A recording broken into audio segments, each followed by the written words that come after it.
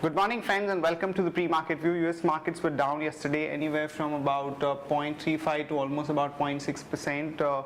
No major data points as such. 10-year bond yields in US have actually corrected to as low as about 2.48. Remember friends, ahead of the possibility of the tapering, they were hovering around 2.65. So we've seen almost about 15 to 20 basis points cut in the 10-year bond yields in US, which is definitely a sign which suggests that the tapering is likely to be delayed. European markets too were down anywhere from about 0.3 to almost about 2.4%. In fact, the peripheral markets were down anywhere from 2 to 4%.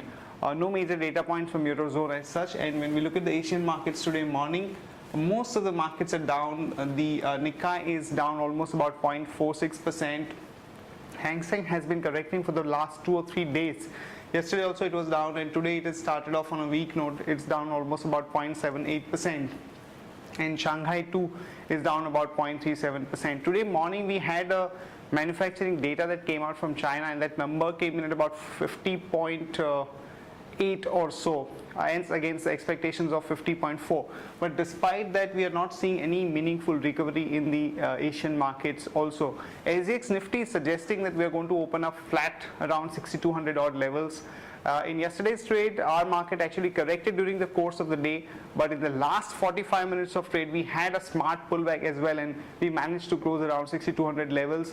And PSU Bank in particular were in the limelight as we had the news of about 14,000 crore of capital infusion.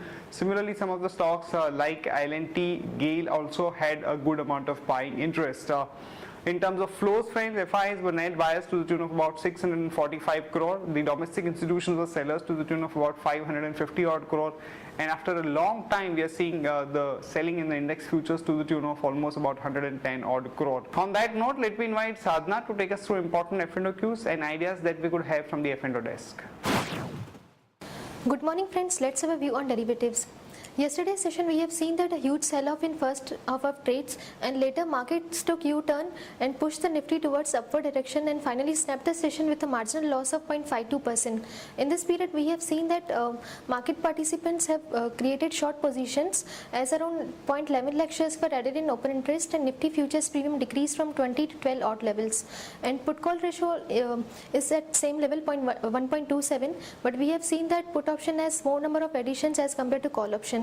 It is clearly visible in the options activity as we see 6,000, 5,900 and 5,800 put option has seen a good activity, and on higher side 6,100, 6,200, 6,300 call option has seen a good activity. So we may see markets may find support at the level of 6,100 on closing basis. Overall, a bias for the market is positive, and from intraday perspective one can go long on SEC with a stop loss of 1137.80. Thank you. Here are the important news and events that we are tracking today. First of all, the companies which will be announcing numbers today. NMDC, we are looking at a net profit of about 132 crore. Idea, we are looking at a net profit of about 429 crore. Biocon, we are looking at a net profit of about 95.8 crore. PTC India, we are looking at a net profit of about 33.5 crore. Ipca Laboratories, 121 crore. And United Phosphorus Limited, about 149 crore. Ambuja Cement came out with numbers yesterday, and the numbers were disappointing across the spectrum. The top line also fell by almost about 7.5%, and the net profit fell almost about 45%. These numbers were way below market expectations of about 220 crore. And we think that though Ambuja Cement could react negatively in today's market, but somewhere close to about 160 to 165, it could become a good entry point for a possible pullback. Britannia plans to sell its bakery unit, the unit that supplies daily bread to KFC to increase its focus on the core business. And we had seen a smart recovery in Britannia stock in yesterday's trade. And ONGC has come out with a statement saying that there is a possibility that in the adjoining block belonging to Reliance Industries, they might be extracting the gas belonging to ONGC. So a bit of a negative news for Reliance Industries. Punj Lloyd, some positive news as the company has already sold its subsidiary based out of Dubai to a company called Olive Group at about 120 crore. Also, the company is looking at divesting its stake in its non-core business, and is looking at listing the subsidiary in Singapore to bring down its debt by about 3,000 crore. A new statement coming out from TRAI which reiterates its earlier stance that the spectrum prices for the auctions which are going to be coming up in the next few months is going to be down. For the 900 megahertz of auction, they're looking at a cut of almost about 60%, and for the other one they're looking at a cut of almost about 37%. So this is a bit of a positive for the incumbent players like Bharti and Idea.